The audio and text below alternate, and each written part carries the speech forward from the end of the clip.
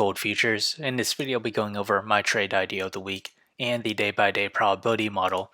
So let's start off with the technical analysis on the 1-hour chart. We remain in positive MACD. We're seeing signs of a diverge. As we extend that to the 4-hour chart, we still remain in positive MACD, and we're still averaging right above the 18 moving average, this purple line, at a price of $1,872. As with the daily chart, we remain in positive MACD and at overbought condition with the RSI.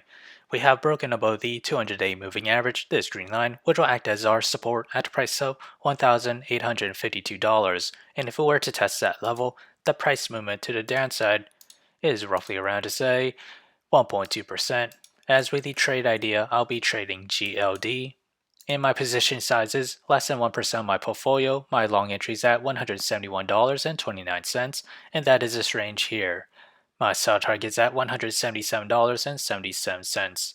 My stop loss is at $168.75. However, if I were to open a short position, my entry is at $179.07. My sell target is at $173.88, and my stop loss is at $181.72. So whichever entry price were to hit first, that'll be my position of the week. So how did I develop these trade ideas? It all comes from the day-by-day probability model, which is available in the link below, so do check it out. As we progress to the 5th day or week of trading, gold futures has a 67% chance to climb between 0 to 2.2%. To the downside, it has a 17% chance to fall between 0 to negative 2.2%, and another 17% chance to fall between negative 2.2 to negative 4.4%. So if you enjoyed this content, feel free to like, comment, subscribe, and thank you for watching.